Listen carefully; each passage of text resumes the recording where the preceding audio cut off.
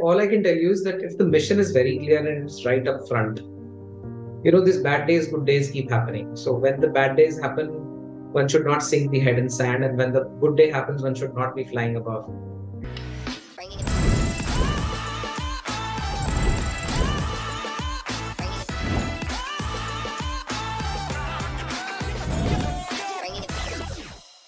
Hello, all. Welcome to Startup Story Spotlight. This is your host, Lata, and this is a platform where we bring you insightful conversations from the world of startups. On today's episode, with me is the founder and CEO of Navadhan Capital, Mr. Nitin Agrawal. Hi, Nitin. How are you doing? Hi, I'm doing great. Awesome. Nitin, thank you so much for joining us. Please tell us a bit about yourself and how did you start with Navadhan Capital? Well, I've been in financial services for almost 2 decades. I've been seeing how the industry has evolved. So me, along with my colleagues, we saw this brilliant opportunity of how India had been moving. So we thought, starting a tech-led business focused at rural space would be something very interesting. Very few people are engaged in this.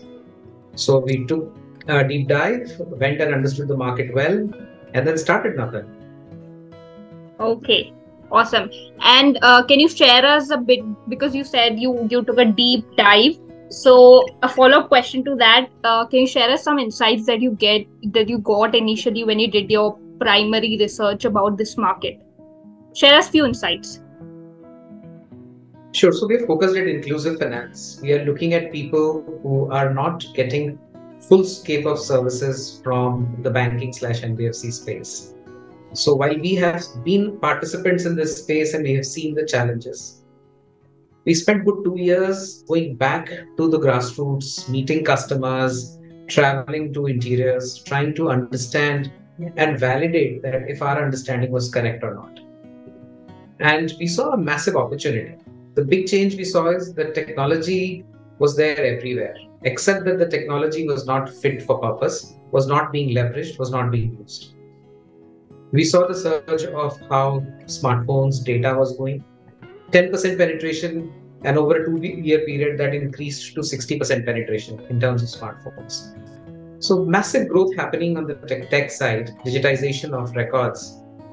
At the same time, from a consumer standpoint, there was a set of consumers in microfinance space which was getting flooded with debt.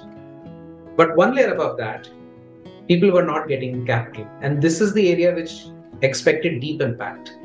A good amount of capital could help them improve their businesses, grow their businesses very well. We saw that as an opportunity. Great space to go in, and we just went ahead with it. Okay. So, but Nitin, there are already so many players in the market, right? There are NBFCs, then there's fintech. Why start up on your own? Why start up on your own, basically? Well, we also thought like that, exactly like that. We thought that there are so many NBFCs and so many specialized ones, right? Yeah. There was also this advent of small finance banks who were supposed to look at the small customers, graduate the microfinance customers above, or maybe look at smallest end of MSMEs. But we also realized that some of these companies or some of these entities are large and they have their own challenges. They're in a certain space, doing a business in a certain way. For them, change management is not very easy, and they have growth in front of them. So these entities are especially growth managers. If they have to diversify, they diversify in a dramatic fashion. Let's say a small finance bank getting into housing or getting into two-wheeler space. They don't really go one stage above to the customer segment. That's a specialized area. So therefore, we thought that we would work and co-opt with them, and that's what we've been doing. So we have been working with the NBFCs who want to work with MSMEs. We want to work with some of these specialized lenders also. For instance, we have Ubro, we have TrueCap. These are entities which want to work with MSMEs, and they have a very good business model. We are building the last mile for them to access the lowest end of the MSME. Similarly, Samunnati, which prides itself in saying that they make the small farmer economy work, we are privileged to work with them to source small farmer credit for them. So we've been collaborating. While there are too many players, we see an opportunity to bring collaboration, last mile sourcing. Over and above that, we see an opportunity to do it tech-led. And that's where we stepped in to build a tech platform. Fair. Awesome. So, on that note, can you tell us a bit of, elaborate on the offerings that Navadhan has, and for each segment very clearly? Yeah. So what Navadhan is doing is it's a platform which brings together small rural businesses on one side and the NBFCs and banks on the other side. We bring them together on the platform. We hope that they discover each other and they're able to do business together. But to do this business, the way we work is we have the customer side of technology and enablement, and we have the lender side of technology and enablement. For lenders, we co-create credit policies. We make them into business rule engines and then help them create loans. For the customers, we help them gather data, help them through a verification process, a whole customer digital journey, so that a loan can be curated for them.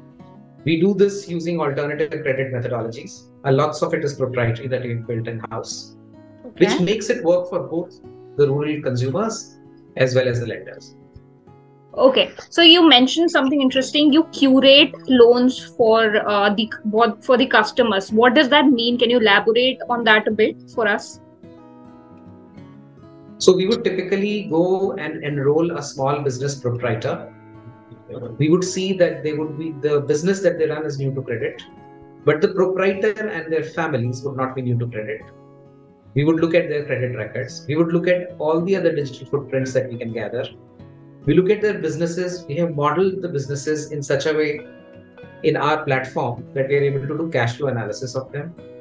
All of this information then results in creating a proposal document or a credit appraisal memo, which goes to the lenders, and then they are able to create the loan. So that's the creation of this process is curation. Okay, got it. And Nitin, tell us, how has the journey been so far? Well, it's been very exciting. God has been kind. Customers have received the proposition very well. Okay. With the NBFC partners, the journey has been extremely encouraging because, when we started, we weren't sure if this kind of a model will receive response from the NBFCs, but we got 15 lender partners on the platform today. At the same time, on the consumer side, we have almost 2 lakh people enrolled on our platform. And we see a great potential that we can take this 2 lakh number to 2 crore number and enroll more and more lender partners on the platform. Okay. And how do you generally go out and collaborate with the players in the market? What are the challenges you initially faced? Were they able to trust you when you were new? And how did that go about, and how is that journey of collaboration still working? Well, there are 2 elements to it. One is the fact that me and my colleagues come in with some experience in the space. So we have some credibility, some relationships, which gives us the entry into collaborations. But once we have collaborated, we have to prove it all over again, because what we did in the past doesn't matter at all. We need to do it all over again. Yeah. So then our performance counts. And luckily we've built out a very interesting, young, energetic team, which has managed to build this beautiful tech platform and so many nice services on the platform, such that we are able to provide the promised services to these lenders. And that's how the trust gets built over a period of time. By being there, by repetitively, chasing excellence. That's how the trust is getting built.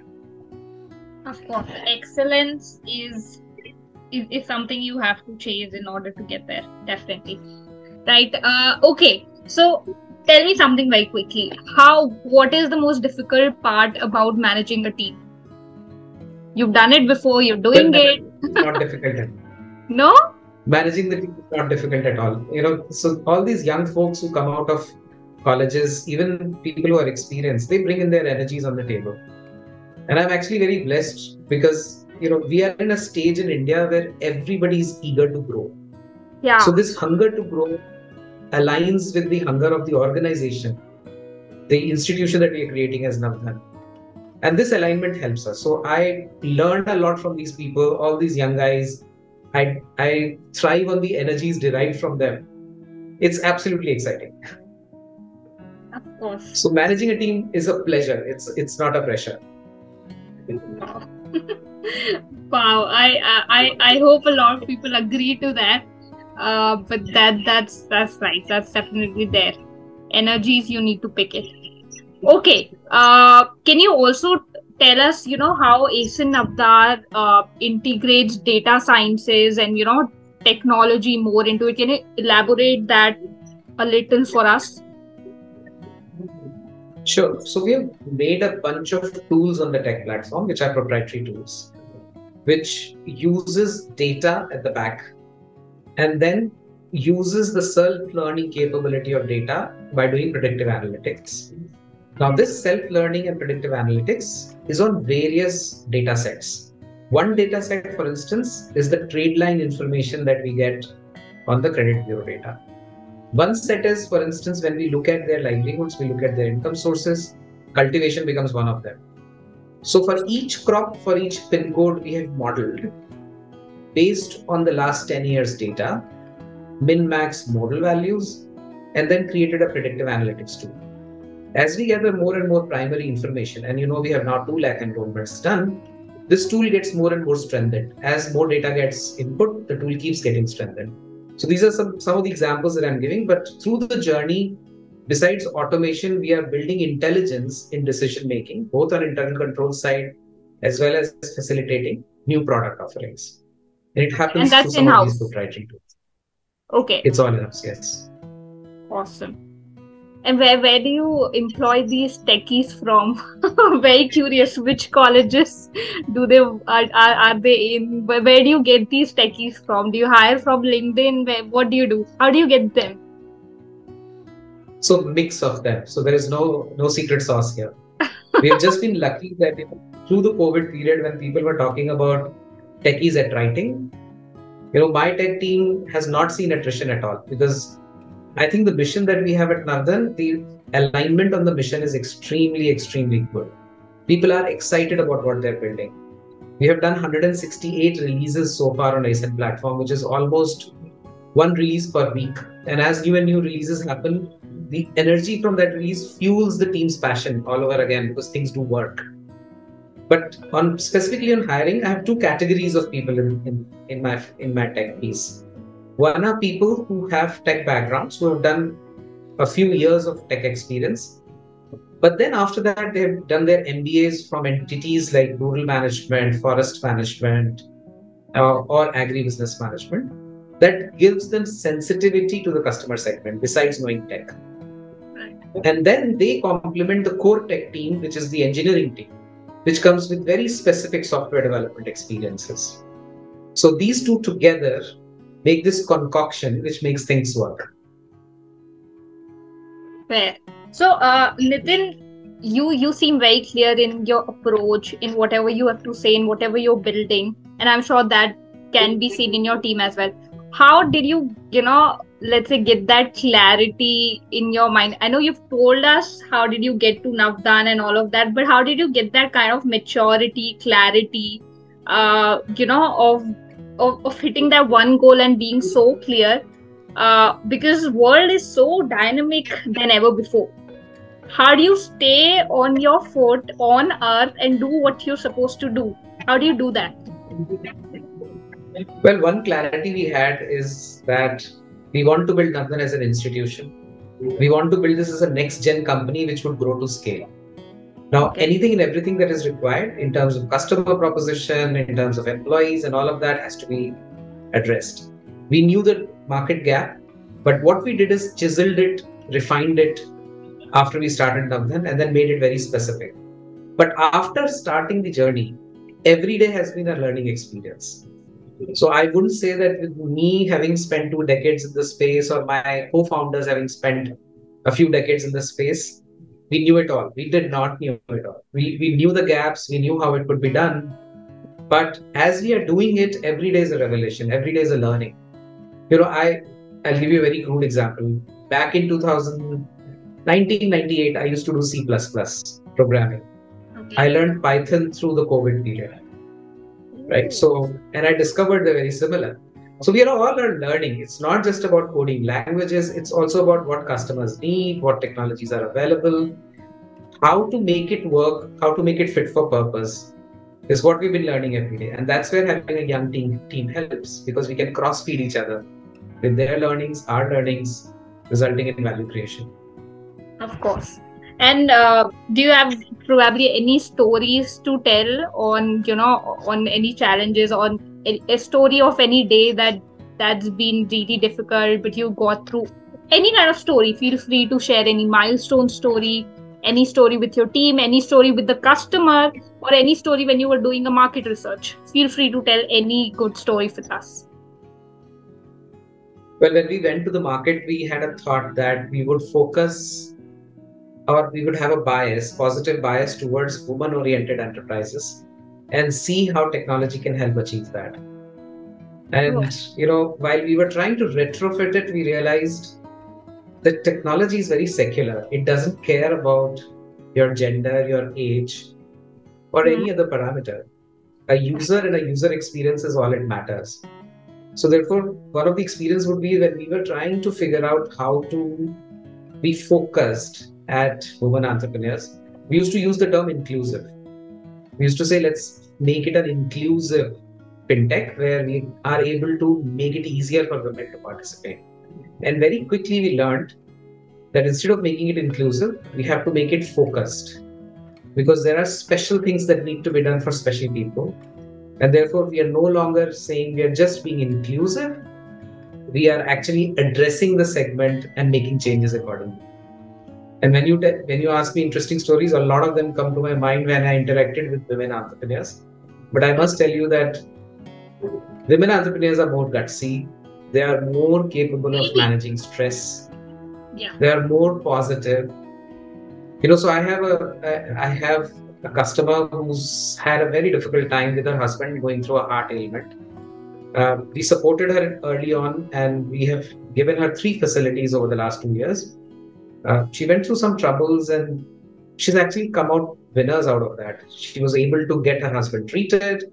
It took her some time. She came back and she resumed the business, and she has been, resounding success for all of us. So we kind of salute to her spirit and use her as an example that even when they go through difficulties, they have that, undying spirit to come back. I agree. Women entrepreneurs. I agree. Okay. So Nitin, what are the future plans with Navadhan now? Well, it's a massive market, a massive opportunity, and I have an incredible team. I think the mission is very clear. We are trying to build the largest platform for rural small businesses in India. And, we have the support of financial services industry in terms of people signing up with us, the 15 NBFCs that we have, and we need to gradually move towards the banks. But if you're looking at a numerical answer, I would say the team quickly wants to leapfrog from 2 lakh customers to 2 crore customers, and from, current 15 crore revenue to about 5,000 crores revenue. The faster we do it, the more exciting the journey. Of course, that's definitely there. And are you planning to raise any more capital coming forward? Well, we haven't done an internal evaluation on that. We would surely come back if we have further plans of raising monies. Got it. Okay, definitely. Got it. And also, can you, this is an interesting question, and please don't get me wrong on this. So we all love the smell of money. We all do, right? Somehow we need that to survive. What is actually keeping you motivated? I know you have a clear purpose and that's all, but on a general day, you're having a bad day, it's not working out. What keeps you motivated to go through? Is it money, or is it, the rural development and the purpose and the problem that you're actually solving? What keeps you motivated? Well, a difficult one, because there are a bunch of things, so I don't know which one to filter out.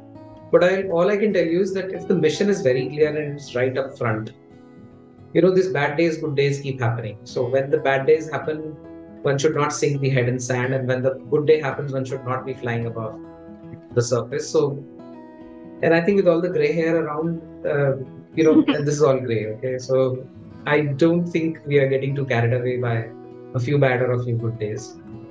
It's a serious business, and we stay very grounded, very mission focused.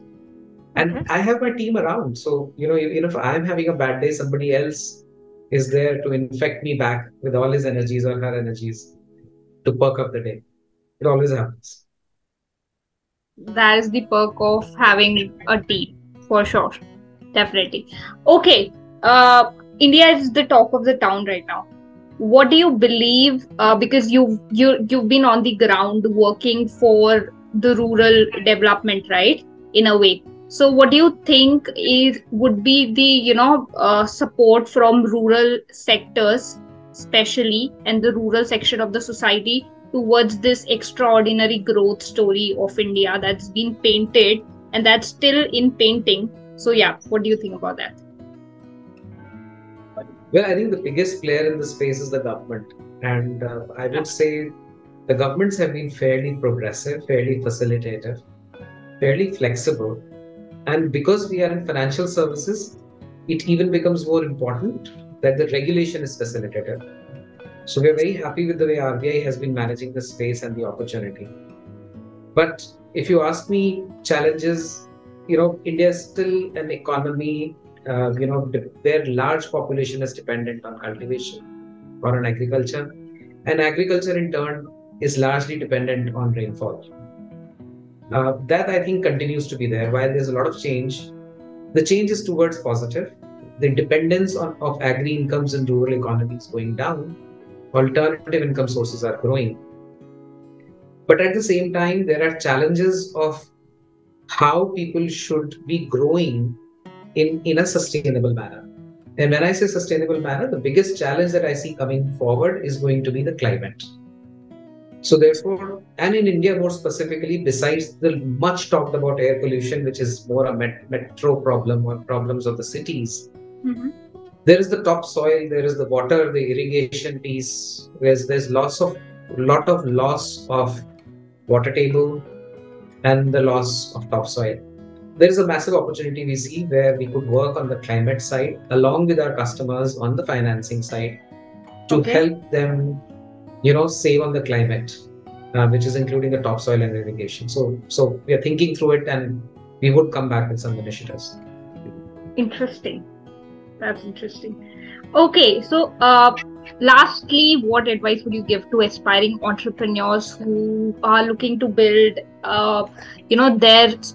their position in a rural space, or who just want to start a fintech company? What advice would you give to them? Well, one is a generic advice that if you want to be an entrepreneur, just do it. Don't think too much. One can keep thinking. The world is in front of you. India is at such a beautiful inflection point that the demand in the economy is only going to grow. So we are that generation, and even the next generation has that advantage. So if one is willing to take the risk, one should just go in. But once you've gone in, taking the risk is to plunge. But once you've taken the plunge, you're in the business of risk management. And good thing about being in rural is that if you go meet your customers, if you go and see what impact your services are making, there is a self-filling loop, a feedback loop, which reassures you that what you're doing is making things work for them and it counts.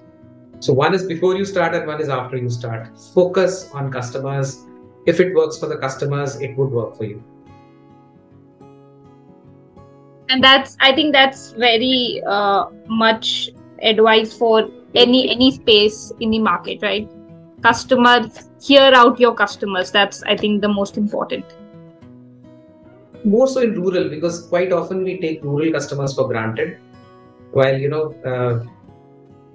customers are underinformed. Okay, sorry, and can you repeat that? Sorry, I missed that.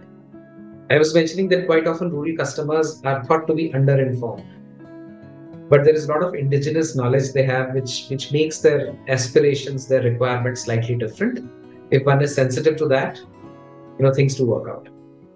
Okay, and you probably can bring up this point because you've been on the field, you've interacted with those customers, and that's what and that's an insight you've gained from them.